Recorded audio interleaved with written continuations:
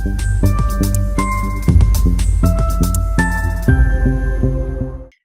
To Yagya investment academy. मैं हूं श्रेनिक भंडारी और आज हम बात करने वाले हैं एक ऐसे स्मॉल कैप स्टॉक के बारे में जो अपने बिजनेस में इंडिया के लीडिंग पोजीशन और वर्ल्ड के टॉप 3 पोजीशन को होल्ड करता है। तो आइए बात करते हैं कार्बोरंडम यूनिवर्सल लिमिटेड के बारे में। कार्बोरंडम ये कंपनी फॉर्म हुई थी 1954 में एज ए ट्राइपैट्रिएट कोलैबोरेशन, जब Carborundum company USA, universal grinding wheel company limited UK और इंडिया के मुरुगप्पा ग्रुप ने मिलकर इस कंपनी को फॉर्म किया। इनिशियली कंपनी ने अब्रेजिव्स के बिजनेसेस में अपना वेंचर किया एंड धीरे धीरे वो super refractories, electro minerals, industrial ceramics और इंडस्ट्रियल फाइबर्स जैसे प्रोडक्ट्स में एक्सपांड करते गए। आज के डेट पे कंपनी के पास 20,000 से भी ज्यादा SKUs है एंड कंपनी के all over the world 36 locations में प्लांट्स है। अगर कंपनी के कुछ हाइलाइट्स की बात की तो कंपनी इलेक्ट्रो मिनरल्स और अब्रेसिव्स में इंडिया का लार्जेस्ट प्लेयर है। वहीं पे सिलिकॉन कार्बाइड में रशिया में कंपनी की subsidiary one of the largest players है। सिलिकॉन कार्बाइड के जो ग्रेन्स होते हैं उसमें कंपनी वर्ल्ड की लीडिंग प्रोड्यूसर है एंड जर्कोनिया में third largest world wide manufacturer है।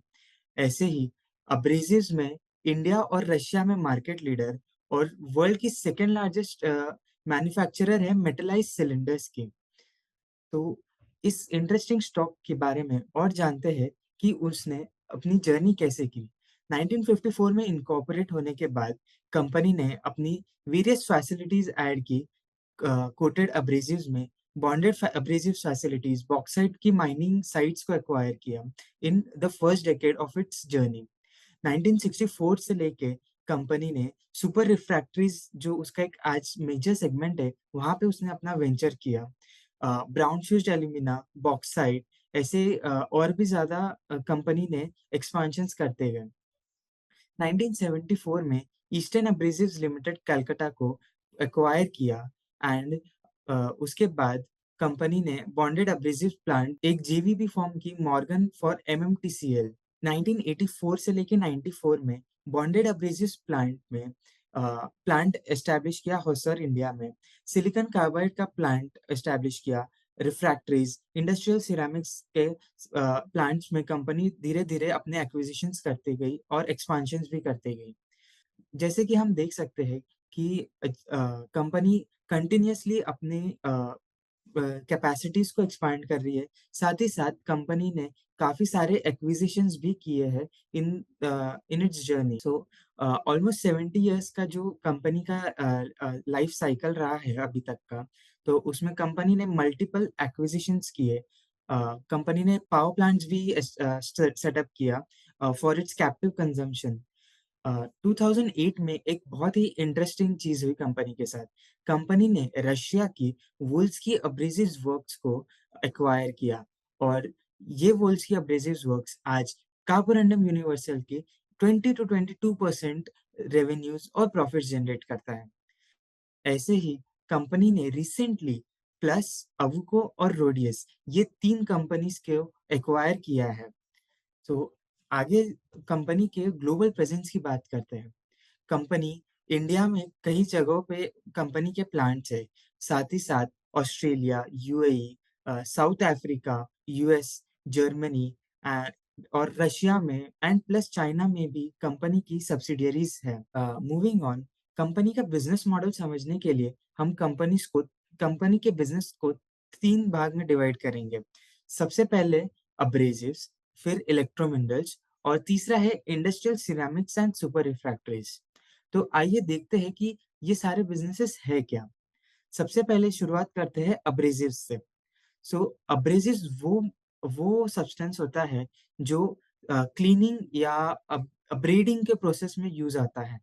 कॉमन पैरेलल्स में अगर मैं बताना चाहूँ तो जो हमारे वुड वर्क या हमारे प्लास्टर वर्क में जो सैंड पेपर यूज होता है, वो है एक फॉर्म ऑफ अब्रेसिव्स। तो मल्टीपल फॉर्म्स होते हैं अब्रेसिव्स के। तो और वो कैटेगराइज होते हैं डिफरेंट सेगमेंट्स में। कंपनी का जो अब्रेसिव सेगमेंट है ये फोकस्ड सेगमेंट रहा है इनिशियल ईयर्स में, और कंपनी ने इसी सेगमेंट के साथ अपनी शुरुआत की थी। करंटली अगर हम लास्ट 5 इयर्स में कंपनी के एब्रेसिव सेगमेंट का रेवेन्यू ग्रोथ देखें तो इट इज अराउंड 6.5% के कैगर से।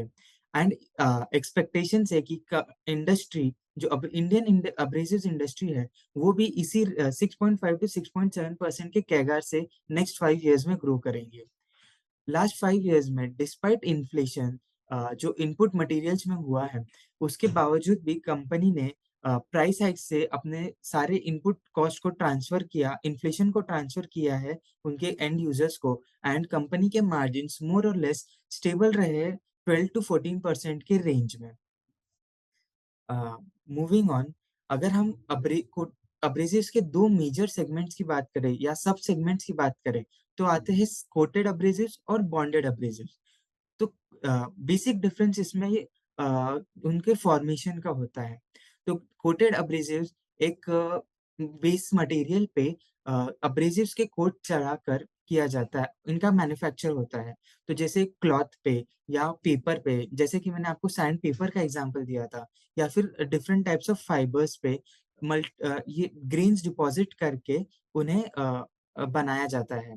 तो ये जो ग्रेन्स होते हैं वो इंक्लूड करते हैं sintered aluminium oxide, silicon carbide, zircon, emery and flint. तो कंपनी के जो कोटेड अब्रेसिव्स हैं तो वो डिफरेंट साइजेस में अवेलेबल होते हैं जिन्हें हम ग्रेड्स कहते हैं। तो कंपनी 12 to 2000 ग्रेड में वेरियस टाइप्स ऑफ प्रोडक्ट्स बनाती है। ये सारे प्रोडक्ट्स यूज होते हैं automobiles, auto ancillaries, white goods, hand and power tools, sanitary ware, furniture, fabrication जैसी इंडस्ट्री में। एंड कंस्ट्रक्शन इंडस्ट्री में भी बहुत ज्यादा कंपनी के प्रोडक्ट्स यूज होते हैं। बॉन्डेड अब्रेसिव्स का फॉर्मेशन होता है एक सॉलिड फॉर्म में। सो इस प्रोसेस में ऐसा होता है कि कंपनी अपनी अब्रेसिव ग्रेन्स को किसी अडेसिव्स के साथ मिला के उन्हें एक सॉलिड स्ट्रक्चर देते हैं, जैसे कि डेस्क हो या फिर कोई स्टिक्स है या फिर multiple standard and non standard product जो कंपनी बनाती है। तो साइजेस की अगर हम बात करें तो 10 मिलीमीटर से 1200 मिलीमीटर की थिकनेस में कंपनी अपने प्रोडक्ट्स बनाती है। कंपनी के most common product bonded abrasives में व्हील्स है, लेकिन साथ ही में कंपनी सेगमेंट्स और स्टिक्स का भी फॉर्मेशन करती है। और कंपनी स्पेशली डिजाइन प्रोडक्ट्स बनाती है उनके कुछ कस्टमर्स के लिए। अगर एप्लीकेशंस की बात किया जाए तो पावर टूल्स एक बहुत बड़ा सेगमेंट है, मार्केट है इस सेगमेंट के लिए। तो पावर टूल्स यानी जो हम ग्राइंडिंग टूल्स होते हैं उसमें जो डिस्क होती है वो कंपनी बनाती है। यहाँ पे हम देख सकते हैं कि company floor polishing, fabrication, tools ऐसे काफी सारे प्रिसीजन ग्राइंडिंग प्रोडक्ट्स के लिए अपने अब्रेसिव बनाती है। ये industries, auto industries, construction, fabrication, steel industries और जो बॉल बेरिंग्स होते हैं वो उनके मैन्युफैक्चरिंग में ये बॉन्डेड अब्रेसिव्स काफी यूजफुल होते हैं। कंपनी के इस सेगमेंट की ग्रोथ को अगर हम देखने जाए तो काफी ज्यादा डिपेंडेंट है अब्रेसिव सेगमेंट इंडस्ट्रियल ग्रोथ के साथ। एंड जैसे ही आत्मनिर्भर भारत का प्रोग्राम आया और जैसे ही पीएलआई स्कीम आई तो कंपनी को बहुत ज्यादा इम्पेटस मिला इस अब्रेसिव सेगमेंट में, क्योंकि जहां पे भी इंडस्ट्रीज होगी वहां पे अब्रेसिव्स होंगे ही। तो उस साथ ही साथ जो पावर टूल्स है जो ट्रेडिशनली बहुत ही हेवी टूल्स होते थे, अभी कहीं ना कहीं जो वर्कर्स का फोकस शिफ्ट हो चुका है लाइट वेट पावर टूल्स में, जो कि बैटरी से ऑपरेटेड होते हैं। तो ऐसे पावर टूल्स को लगते हैं लाइट वेट अब्रेसिव्स जो फास्टर कटिंग कर सके। So to improve its efficiency company काफी सारे इनोवेशंस कर रही है अब्रेसिव सेगमेंट में। साथ ही साथ एक छोटा सा नया मार्केट मिला है जो कंपनी के प्रोडक्ट्स को बहुत आगे जाके बहुत बड़ा डिमांड दे सकता है, that is 3D printing. Not just normal 3D printing but 3D printing of metal parts and components. तो ये बहुत ही नेसेंट स्टेज पे ये इंडस्ट्री है, लेकिन यहाँ से बहुत ज़्यादा डिमांड आती है अब्रेसिव्स के लिए। अगर हम थोड़े शॉर्ट टर्म पीरियड के आउटलुक की बात करें, तो नेक्स्ट 1-1.5 ईयर्स में एक्सपेक्टेशंस है कि कमोडिटी प्राइसेस कंटिन्यूअसली बढ़ते ही रहेंगे, एंड उसके वजह से जो रॉ मटेरियल्स है, उसका इनपुट कॉस्ट इन्फ्लेशन हमें देखने को मिलेगा इस सेगमेंट में।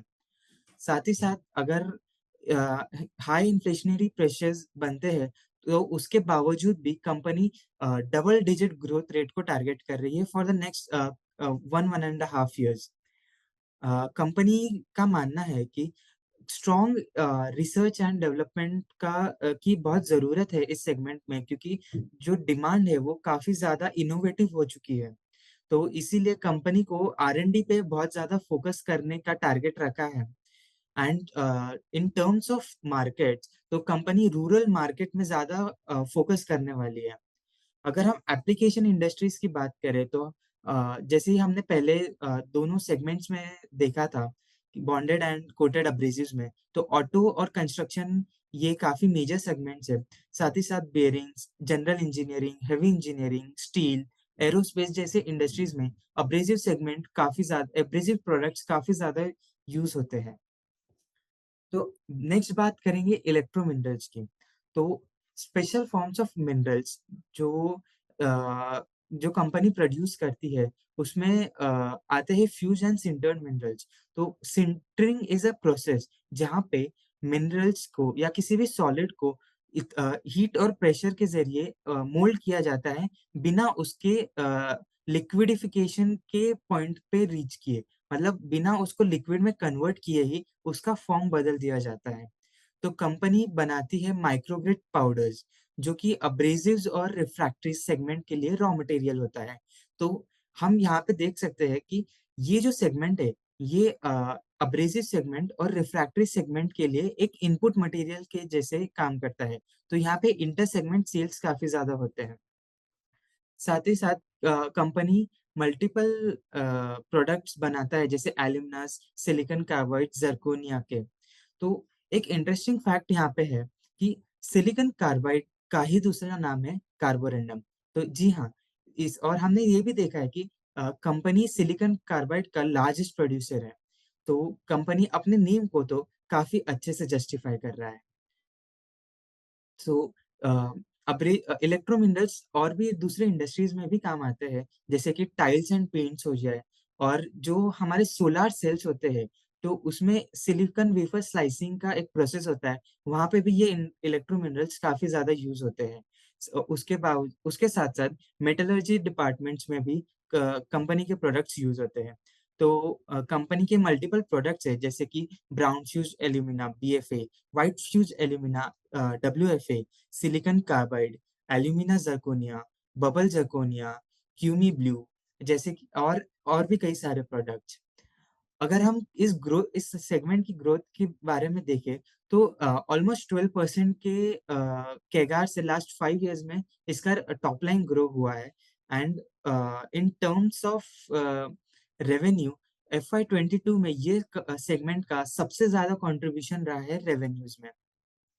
अगर हम कंपनी के मार्जिन्स की बात करें, तो PBIT मार्जिन्स यानी कि profit before interest and taxes, वो मार्जिन्स इम्प्रूव हुए लास्ट 3 इयर्स में। जैसे FY 20 में काफी ज्यादा मार्जिन्स डिक्लाइन हुए थे due to industrial slow down, लेकिन FY 21 और 22 में कंपनी ने काफी अच्छी रिकवरी की है, एंड अभी मार्जिन्स लास्ट 6 इयर्स के हाई पे चल रहे हैं। मूविंग ऑन, इस सेगमेंट के जो कुछ रीसेंट डेवलपमेंट्स है, तो कंपनी ने प्रोडक्शन में काफी ज्यादा चेंजेस किए हैं। तो बहुत सारे new processes and new lines of products company ने इंट्रोड्यूस किए हैं। एक मेजर सस्टेनेबिलिटी का स्टेप कंपनी ने लिया है, जहाँ पे जो ब्राउन फ्यूज्ड एल्यूमिना है, उसे सिंथेटिकली प्रोड्यूस करेंगे, which would reduce the carbon emission by a whopping 95%। Company graphene में भी काफी ज्यादा इनोवेशंस कर रही है, और ग्राफीन में कंपनी को अभी तक के 3 डिस्टिंक्ट ग्रेड्स में कंपनी सक्सेसफुल हो चुकी है एंड अभी कंपनी फोकस कर रही है ग्राफीन के मल्टीपल प्रोडक्ट्स बनाने में। साथ ही साथ कंपनी को 3 पेटेंट्स भी इशू है FY22 में, just related to the electro minerals division. अगर आगे जाके हम देखते हैं तो डिमांड बहुत ज़्यादा इंक्रीज हो रही है।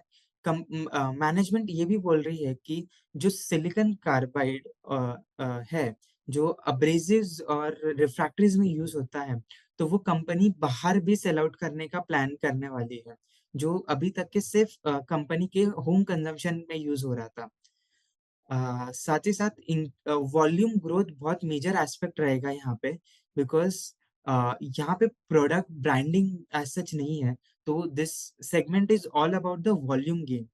तो कंपनी का मानना है कि वो अपने डिस्ट्रीब्यूशन नेटवर्क को हार्नेस करे एंड इलेक्ट्रो मिनरल्स डिवीजन पे काफी ज्यादा वॉल्यूम सप्लाई कर ज्यादा से ज्यादा वॉल्यूम सप्लाई कर सके। अगर हम एप्लीकेशन इंडस्ट्रीज की बात करें तो floor laminates, refractories, diesel diesel particulate filter, silicon wafer slicing, जैसे मैंने ईवी सोलर सेल्स के लिए बताया था, invest investment castings, bonded abrasives, coated abrasives, इन सब में ये मिनरल्स काफी ज्यादा यूज होते हैं। इंडस्ट्रियल सिरेमिक्स की अगर बात किया जाए तो इंडस्ट्रियल सिरेमिक्स वो प्रोडक्ट्स है जो हीट या फिर वेयर एंड टेयर रेजिस्टेंट होते हैं। तो सिरेमिक्स की बात की जाए तो सिरेमिक्स वो सारे प्रोडक्ट्स है जो नॉन मेटालिक हो, लेकिन ओवर द पीरियड वो हीट को या वेदरिंग को सस्टेन कर पाए। तो कंपनी के प्रोडक्ट्स है industrial ceramics, anti corrosion products and bioceramics. इन तीन मेजर लाइंस ऑफ प्रोडक्ट्स में कंपनी ऑपरेट करती है। Minings, power generation and distribution, auto sector और मेडिकल सिरेमिक्स में कंपनी का काफी ज्यादा प्रेजेंस है। तो आइए बात करते हैं कि ये तीन प्रोडक्ट्स क्या है और how do they work. So industrial ceramics तो नॉन मेटालिक इनऑर्गेनिक कंपाउंड से company wear and corrosion limiting products बनाती है, जो कि जो इंजीनियर्ड सिरेमिक्स, मेटलाइज सिरेमिक्स और सिरेमिक लाइंड इक्विपमेंट्स है, ये कंपनी के वैल्यू एडेड इंडस्ट्रियल सिरेमिक्स है जो काफी ज्यादा पॉपुलर हो रहे हैं। यहाँ पे इस सेगमेंट में डिमांड आती है थर्मल पावर प्लांट्स, कोल वॉशरीज, सीमेंट, स्टील जैसे सेक्टर्स में, जहाँ पे हाई टेम्परेचर्स में काम होता है। एंटी करोजन प्रोडक्ट्स, जैसे कि नाम सजेस्ट करता है, ये प्रोडक्ट्स वो होते हैं जो करोजन के अगेंस्ट बहुत ज्यादा इफेक्टिव होते हैं। तो पेट्रोकेमिकल्स, मेटल्स जैसे कि कॉपर एंड जिंक के refineries, paper and pulp manufacturing में, साथ ही साथ फर्टिलाइजर्स के मैन्युफैक्चरिंग में भी ये सारे प्रोडक्ट्स काफी ज्यादा यूजफुल है। बायोसिरामिक्स यूज होते हैं मेडिकल पर्पस के लिए, तो wound dressing and post surgical medical care में ये प्रोडक्ट्स काफी ज्यादा यूजफुल है। मूविंग ऑन, अगर हम इंडस्ट्रियल सिरेमिक्स की बात करें तो मेटलाइज्ड एल्यूमिना सिरेमिक सिलेंडर, ये कंपनी का एक हीरो प्रोडक्ट बन चुका है एंड कंपनी वर्ल्ड की सेकेंड लार्जेस्ट प्रोड्यूसर बन चुकी है सिरेमिक सिलेंडर्स के। यहाँ पे कंपनी को काफी ज्यादा अ, एक रोल प्ले मिला है ऑटोमोटिव सेक्टर से। तो व्हीकल्स हो या फिर ईवीज हो या फिर हाई स्पीड ट्रेन हो, जो भी हमारे ऑटो बेस्ड सेक्टर्स है, वहाँ पे कई बहुत सारी डिमांड आती है इंडस्ट्रियल सिरेमिक्स की। अगर हम गाड़ियों में जो हमारे स्पार्क प्लग्स होते हैं, तो वो भी यहाँ पे इस इंडस्ट्रियल सिरेमिक से ही बने होते हैं। मेडिकल और इलेक्ट्रॉनिक सिरेमिक्स, ये कंपनी की न्यू लाइंस ऑफ बिजनेस है एंड कंपनी चाहती है कि ये भी आगे जाके काफी ज्यादा ग्रो करे। उसके साथ अगर हम कुछ फ्यूचर प्रोस्पेक्ट्स की बात करें तो कंपनी का एक लॉन्ग टर्म टारगेट है to become the leading global player in advance ceramics. तो एक नीश कैटेगरी में कंपनी ऑपरेट करना चाहती है मेजरली। एंड कंपनी को इनोवेशन पे भी काफी ज्यादा फोकस है, क्योंकि जितनी ज्यादा न्यू मटेरियल्स कंपनी बना पाएगी उतना ही ज्यादा कंपनी एग्रेसिव हो पाएगी उनके टॉप लाइन के लिए। सुपर रिफ्रैक्टरीज की बात करते हैं तो सुपर रिफ्रैक्टरीज में कंपनी वो प्रोडक्ट्स बनाती है जो अपना शेप और केमिकल आइडेंटिटी को लूज नहीं करती, even when it is those products are exposed to extreme temperatures. तो and by extreme temperatures I mean 1500 to 2000 degree Celsius में भी आप इन प्रोडक्ट्स को रख दो और इन्हें कुछ भी नहीं होगा। तो जाहिर सी बात है कि बहुत ज़्यादा हीट प्रोड्यूसिंग इंडस्ट्रीज में ये सुपर रिफ्रैक्टरीज यूज होते हैं। तो सिरेमिक इंडस्ट्रीज हो जाए, cement manufacturing, glass industry, steel, gas, power generation, जहाँ पे एक्सट्रीम हीट इमिशन होता है, वहाँ पे ये हीट रेजिस्टेंट प्रोडक्ट्स बहुत ज़्यादा यूज होते हैं। कुछ रिसेंट डेवलपमेंट्स की बात करें तो कंपनी को काफी ज्यादा डिमांड आया है रिसेंटली ग्लास इंडस्ट्री से, खास करके ग्लास मेल्टिंग फर्नेस रिफ्रैक्टरीज के लिए। उसके बाद कंपनी ने कुछ नए प्रोडक्ट्स इस सेगमेंट में भी कंपनी ने फोरे किया है, जैसे कि फर्नेस लाइनिंग कंपनी ने बनाई है फॉर फाउंड्री इंडस्ट्री। तो ऐसे ही मल्टीपल प्रोडक्ट्स कंपनी इस सेगमेंट में भी और रिसर्च में काम कर रही है, जहाँ पे वो न्यू न्यू प्रोडक्ट्स लॉन्च करने को देख रही है। अ- अगर ग्रोथ की बात की जाए तो ये सेगमेंट सबसे ज्यादा ग्रोथ दिया है लास्ट 5 इयर्स में, दैट इज 12.07% के कैगार से ग्रो किया है। ऑल्दो कंपनी इस सेगमेंट का रेवेन्यू शेयर काफी कम है बाकी दोनों सेगमेंट्स के कंपैरिजन में, बट अगर हम मार्जिन्स के फ्रंट पे देखें तो मार्जिन्स कंटिन्यूअसली इम्प्रूव हुए हैं। एंड FY 22 में थोड़ा सा डिक्लाइन दिखा है मार्जिन्स में, that was purely based on cost inflation. लेकिन ये कंपनी का हाईएस्ट मार्जिन यील्डिंग प्रोडक्ट है, सेगमेंट है। तो आगे बात करते हैं कंपनी के फाइनेंशियल्स की। तो अगर हम सेल्स ग्रोथ देखें तो एक माइल्डिश सेल्स ग्रोथ देखने को मिला है लास्ट 10 इयर्स में। तो 10 इयर्स का सेल्स ग्रोथ अराउंड 5.5% था, जबकि 5 इयर्स का अराउंड 9.5% रहा है कैगार बेसिस पे। बट कंपनी काफी ज्यादा ऑपरेटिंग इफिशिएंसीज पर फोकस कर रही है, जिसकी वजह से operating profit margin continuously increase हुआ है। मार्च 2013 में जो 13% पे ऑपरेटिंग मार्जिन था, वो FY 22 में 17% पे आ गया है। एंड FY 21 में it was at a high of 19%।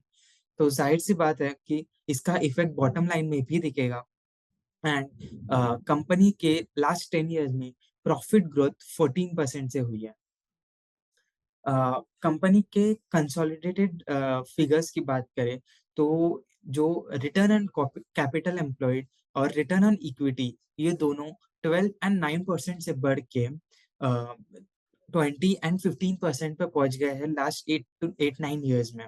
Company के डेट इक्विटी की बात करें तो लास्ट 8 9 8 इयर्स में कंपनी ने अपना डेट काफी ज्यादा रिड्यूस कर लिया। एंड जो डेट इक्विटी 0.41 से 0.02 पे आ गया, that and company gain the position of net debt free. लेकिन FY 22 में कंपनी ने डेट बढ़ा लिया, that was because of the requirement of working capital loan. जो कंपनी ने रिसेंट एक्विजिशंस किए हैं वो प्योरली इंटरनल एक्रूवल से हुए हैं एंड उसमें डेट का कोई भी कंट्रीब्यूशन नहीं है। मूविंग ऑन, कंपनी के मेजर सब्सिडियरीज के बारे में बात करते हैं। तो हम देख सकते हैं कि स्टैंड अलोन बिजनेस जो इंडिया की कंपनी है, जो होल्डिंग कंपनी है, वो ही सबसे ज्यादा रेवेन्यू प्रोड्यूस करती है। एंड उसके बाद वोल्स्की एब्रेसिव्स वर्क्स, जो रशियन सब्सिडियरी जिसे कंपनी ने 2008 में अक्वायर किया, वो वो कंपनी के कंसोलिडेटेड रेवेन्यूज का 20 to 22% शेयर प्रोड्यूस करती है in terms of revenue. Similar is the case with profitability. तो similar levels of profits Volsky abrasive work से ही आते हैं, and majority of the profit comes from the standalone business. आगे बात करते हैं R&D एक्सपेंस की। तो हमने देखा कि कंपनी का बिजनेस काफी ज्यादा रिवॉल्व होता है रिसर्च एंड डेवलपमेंट के अराउंड। तो कंपनी काफी ज्यादा इनोवेशंस की भी बात कर रही है। एंड जैसे ही रेवेन्यू इंक्रीज हो रहा है, कंपनी के R&D स्पेंड्स भी इंक्रीज हो रहे हैं। एंड ये R&D spends continuously 1.5 to 2% of revenue के रेंज में रहे। एंड मैनेजमेंट का एक्सपेक्टेशंस है कि आने आने वाले समय में ये वाले एक्सपेंडिचर कंटिन्यूअसली बढ़ते ही रहेंगे। तो रिसेंट एक्विजिशंस की बात करते हैं। हमने कंपनी के टाइमलाइन में देखा कि कंपनी हिस्टोरिकली काफी सारे एक्विजिशंस करते गई, एंड ये वो सारे एक्विजिशंस है जो कंपनी या तो स्ट्रेस्ड एसेट्स या बहुत ही छोटे कंपनीज को एक्वायर करके उन्हें एक रिस्पेक्टेबल स्केल पे आज कंपनी ने पहुंचाया है। सो रिसेंट एक्विजिशंस में कंपनी ने लास्ट 1 ईयर में 3 मेजर एक्विजिशंस किए हैं, plus Awuko and रोडियस। So plus ये एक इंडियन कंपनी है जो कि फेस चेंज मटेरियल्स पीसीएम्स में, जो कि थर्मल एनर्जी स्टोरेज में काम आते हैं और स्पेशलिटी पॉलीमरिक एडिटिव्स में काम आते हैं, उनमें कंपनी ऑपरेट करती है। अवुको एक बहुत ही इंटरेस्टिंग एक्विजिशन है जो कंपनी ने जर्मनी के एक वेंडर से इनका पूरा बिजनेस एक्वायर किया। और Awuko currently before acquisition by Carborundum, Awuko bankruptcy में था, एंड वहां से कंपनी ने इसके ऑपरेशंस को टेक ओवर किया, पूरा बिजनेस टेक ओवर किया। एंड कंपनी एक्सपेक्ट कर रही है कि FY 24 के एंड तक के कंपनी यहाँ पे ब्रेक इवन की पोजीशन पे को अचीव कर ले। एंड उसके आने वाले 2 साल में, दैट इज बाय 2026, कंपनी को हायर टीन रिटर्न्स का रिटर्न ऑन इन्वेस्टमेंट की एक्सपेक्टेशन है इस न्यू एक्विजिशन से। कंपनी करंटली इस पे काम कर रही है कि जो भी पुराने वेंडर्स है जो बैंक्रप्सी के टाइम पे कंपनी अवुको को छोड़ के चले गए थे, एंड जो भी कस्टमर्स है वो सारे कस्टमर्स यहाँ पे वापस आ जाए। एंड रोडियस भी एक जर्मन कंपनी है जो स्पेशलिटी टूल्स के अब्रेजिव्स को बनाती है। एफ वाई कंपनी ने इसका एक्विजिशन किया 1 अप्रैल 2022 में, एंड कंपनी को Q3 of FY 23 company loss expect कर रही है इस बिजनेस से। बट कंपनी का एक्सपेक्टेशन ये है कि Q4 में कंपनी इतना प्रॉफिट्स कमा ले कि FY 23 में ही, that is within 1 year of acquisition, ये वाला जो सब्सिडियरी है वो ब्रेक इवन पे आ जाए। तो जर्मन के ये दो कंपनीज जो है, इनका स्ट्रॉन्ग डिस्ट्रीब्यूशन नेटवर्क बहुत ही ज्यादा इम्पोर्टेंट है एक ऑपरेटिंग पर्सपेक्टिव से, जहाँ से बहुत ज्यादा साइनर्जीज आएगी। तो ये जो सब्सिडियरीज है, इनके 60 और 100 कंपनीज, 100+ कंट्रीज में इनका डिस्ट्रीब्यूशन नेटवर्क स्प्रेड आउट है। तो ये स्ट्रैटेजिकली बहुत ज्यादा इम्पोर्टेंट है कि कंपनी यहाँ पे क्रॉस सेलिंग की अपॉर्चुनिटीज को हार्नेस कर पाए। कंपनी का केपेक्स भी कंसिस्टेंटली बढ़ते रहा है। तो इनिशियल 3 इयर्स में लाइक FY 17 से अगर हम देखें तो थोड़ा सा केपेक्स कम हुआ, लेकिन FY 20 के बाद फिर केपेक्स वापस से पिकअप कर गया है। कोविड में थोड़ा सा डिस्ट्रेस आया, लेकिन FY 22 में the company is back on track.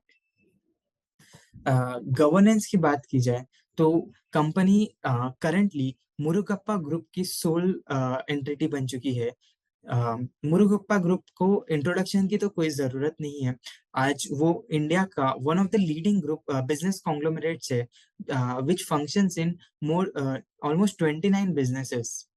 Company को चलाने वाले 3 major face, mister M Murugappan, mister N Anant Seshan and mister Sridharan Rangarajan. तो मिस्टर मुरुगप्पन कंपनी के प्रमोटर एंड चेयरमैन है। वो मिस्टर मुरुगप्पन मुरुगप्पा फैमिली के 4th जनरेशन मेंबर है, एंड करंटली मुरुगप्पा ग्रुप के भी चेयरमैन है। मिस्टर अनंत शेषन 1986 में इन्होंने कंपनी को ज्वाइन किया, एंड अपना पूरा करियर इसी कंपनी के साथ इन्होंने डिवोट किया है। And before achieving the position of the managing director, mister Anant Seshan ने कंपनी के इलेक्ट्रो मिनरल्स और अब्रेसिव्स डिवीजन को भी हेड किया है। श्रीधरन रंगराजन ने 2011 में कंपनी को ज्वाइन किया, एंड करंटली 2019 के बाद श्रीधरन, सॉरी 2018 के बाद Sridharan is the group CFO of the Murugappan group, and currently उन्होंने वो whole time director of finance and strategy के पोजीशन को होल्ड करते हैं। रिसेंट के जो हमने 3 एक्विजिशंस देखे, that is plus, Awuko and Rhodius, इन तीनों में मिस्टर श्रीधरन रंगराजन का एक बहुत ही मेजर रोल रहा है। शेयर होल्डिंग पैटर्न की बात करें तो कंपनी के जो प्रमोटर्स है, वो पूरे मुरुगप्पा फैमिली को बिलोंग करते हैं, एंड जो फॉरेन प्रमोटर्स हम देख रहे हैं वो भी मुरुगप्पा फैमिली के ही मेंबर्स है जो कि आउटसाइड इंडिया सेटल्ड है। अगर हम एफ आई एस और डी आई एस की बात करें तो एफ आई एस का स्टेक सितंबर 20 में सिर्फ 4% था, एंड मोर देन डबल हो चुका है जून 2022 में, जब that is almost 10% stake F I S अभी होल्ड करते हैं। एंड अगर हम वैल्यूएशन या शेयर प्राइस की बात करें तो ये जो पीरियड है जब एफआईआईज ने बहुत ज्यादा स्टेक लेना चालू कर दिया, तो कंपनी की शेयर प्राइस में भी काफी ज्यादा सर्ज आया। तो जो एक स्टेबल स्टॉक रहा उसे काफी ज्यादा लाइमलाइट मिली एफआईआईज की बाइंग के बाद से। सो एंड अगर इसका price hikes, sorry, the stock price के सर्च का एक और मेजर रीजन है उसके क्वार्टरली परफॉर्मेंस। तो अगर हम लास्ट स्लाइड पे देखें तो नवंबर 22 के बाद से कंपनी के स्टॉक प्राइस काफी ज्यादा मूव हुआ है। तो सितंबर 20 के रिजल्ट्स को कंपेयर करेंगे हम जून 22 के रिजल्ट से, तो ऑलमोस्ट 70% टॉप लाइन ग्रोथ सितंबर 20 में कंपनी ने प्री कोविड सेल्स को अचीव कर लिया था, एंड उसके बाद से 70% टॉप लाइन ग्रोथ लास्ट 1.5 साल में कंपनी ने अचीव की है। Operating profit margin almost stable रहा है ओवर द पीरियड। मार्च 22 और जून 22 के क्वार्टर में कंपनी ने मार्जिन्स फ्रंट पे थोड़ा सा डिक्लाइन देखा है, एंड इसका रीजन है दो द एक्विजिशन रिलेटेड कॉस्ट और one time employment benefit cost, जो कि कंपनी ने जब न्यू एक्विजिशंस किए तो कुछ एम्प्लॉयज को रिटर्न्स करना पड़ा, तो उनके वन टाइम कॉम्पेंसेशन। तो उसके अलावा कंपनी के मार्जिन ऑलमोस्ट स्टेबल रहे हैं। मूविंग ऑन, किसी भी बिजनेस को एनालाइज करते वक्त हम उससे जुड़े हुए रिस्क को इग्नोर नहीं कर सकते। तो कुछ मेजर रिस्क है इस कंपनी के रिलेटेड। तो सबसे पहले dependence on the auto sector. हमने देखा कि कंपनी के सारे प्रोडक्ट्स में ऑटो सेक्टर एक बहुत मेजर कंजम्पशन इंडस्ट्री रहा है। तो अब्रेसिव सेगमेंट का अलोन बिजनेस अगर हम देखें तो almost 30% of business comes from the auto sector. तो इतना हाई एक्सपोजर है, और ऑटो सेक्टर का जो डाउन ट्रेंड अभी हमने देखा है, तो उसके बाद अगर यहाँ पे रिकवरी नहीं आती है तो ये एक बहुत मेजर रिस्क रहेगा कंपनी के रेवेन्यू ग्रोथ के लिए। इन्फ्लेशन कॉस्ट को कंपनी ने बहुत अच्छे से मैनेज किया है लास्ट 1 डेढ़ साल में, लेकिन अगर कंटिन्यूअसली इनपुट प्राइसेस बढ़ते रहे and at one point of time अगर कंपनी अपने प्रोडक्ट्स पर प्राइस हाइक नहीं ले पाए विदाउट लूजिंग इट्स सेल, तो कंपनी के लिए ये बहुत ही डिफिकल्ट सिनेरियो बन सकता है। हमने देखा कि कंपनी का काफी सारी सब्सिडरीज इंडिया के बाहर है।